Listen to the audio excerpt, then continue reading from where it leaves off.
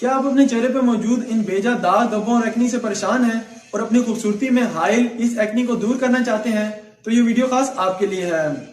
السلام علیکم friends, welcome to my YouTube channel زیم انفوز۔ اور آج ہم جس میڈیسن کا ریویو کرنے جا رہے ہیں اس کا نام ہے ایرینوئن۔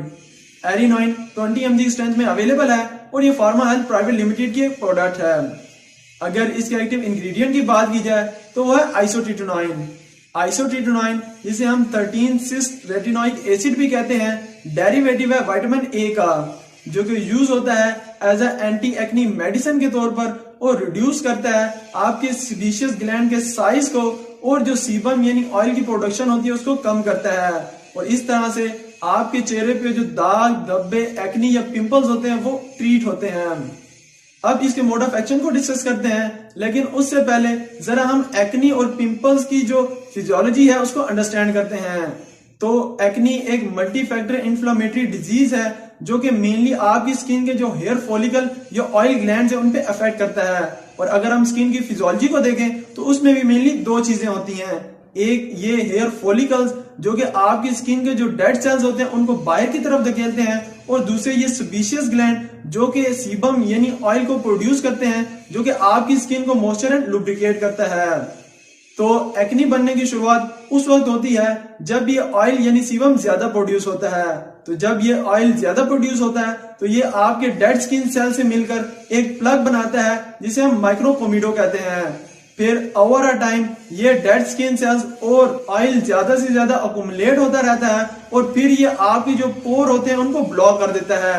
جس سے آپ کے جو مائکرو کومیڈو ہوتے ہیں وہ اوپن ہو جاتے ہیں جسے ہم بلیک ہیڈز کہتے ہیں، اور اگر یہ مائکرو کومیڈو کلوز ہو جائیں تو یہ وائٹ ہیڈ میں کنورٹ ہو جاتے ہیں۔ اس کے ساتھ ہی آپ کی سکن کی سرفیس پہ کچھ گڈ بیکٹیریا جسے ہم پروپائنو بیکٹیریم ایکنی یا کیوٹی بیکٹیریم ایکنی بھی کہتے ہیں وہ موجود ہوتے ہیں، اور ان کی خاص بات یہ ہے کہ جب یہ سکن کی سرفیس کے اوپر پریزنٹ ہوتے ہیں تو یہ گڈ بیکٹیریا ہوتے ہیں، یعنی یہ ہارمفل افیکٹ کو شو نہیں کرتے، لیکن بڑھتا ہوا آئل ان کو دعوت دیتا ہے کہ وہ سکن کے پور کی طرف آ جائے۔ تو پروپائنو بیکٹیریم ایکنی ایسا ہی کرتا ہے، وہ آپ کی سکن کے اندر پینیٹریٹ کرتا ہے، اور جب وہ سکن کے اندر چلے جاتے ہیں تو یہ ملٹیپلی اپنے آپ کو گرو کرتے ہیں، جس سے آپ کی جو وہ جگہ ہے وہ انفلیم ہو جاتی ہے، وہاں پہ دانا بن جاتا ہے اور پس بن جاتا ہے، اور اسی کنڈیشن کو ہم ایکنی کہتے ہیں۔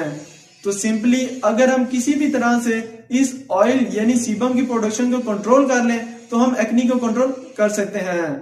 تو جب آپ یہ ڈرگ آئسوٹریٹونائن یا کوئی ریٹینوئڈ یوز کرتے ہیں تو یہ جو سیبیشس گلینڈ ہیں ان پہ انہیبیٹری افیکٹ کو شو کرتی ہے، جس میں یہ جو سیبم پروڈیوسنگ سیلز ہیں ان کی پرولیفریشن اور ڈیفرینسیشن کو انہیبٹ کرتا ہے، اور جو سیبیشس گلینڈ کا سائز ہے اس کو بھی شرنک کرتا ہے، اور اس طرح سے جو سیبم یا آئل پروڈیوس ہو رہا ہوتا ہے اس کی پروڈکشن کم ہو جاتی ہے۔ اور اس کے ساتھ ہی یہ آئسوٹریٹونائن جو پروپائنو بیکٹیریم ایکنی ہوتی ہے اس کی کولونائزیشن کو بھی انہیبٹ کرتا ہے، اور اس کے ساتھ ہی جو نمبر آف لیکوسائڈ آپ کی انفلیم جگہ پہ زیادہ ہو گئے تھے ان کو بھی انہیبٹ کرتا ہے، جس سے اوور آل جو آپ کی سکن پہ داغ دھبے یا ایکنی پمپل تھے وہ ٹریٹ ہوتے ہیں۔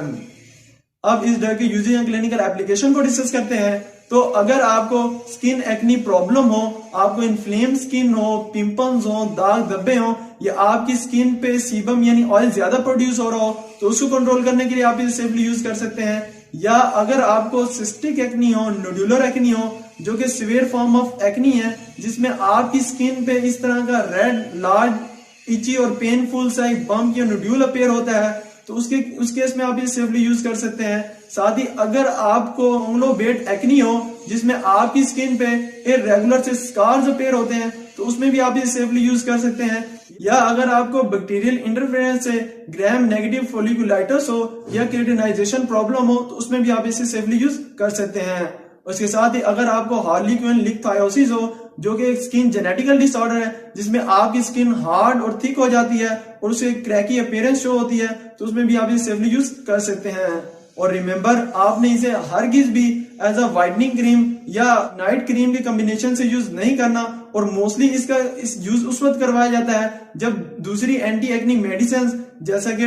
بینزوائل پیروکسائڈ ہو، سیلیسیلک ایسڈ ہو، ڈاکسیسائلین ہو یا ٹیٹراسائکلین ہو وہ اپنا صحیح سے ایفیکٹ شو نہ کر رہی ہوں تو اس کیس میں اس آئسوٹریٹونائن کا یوز کروایا جاتا ہے۔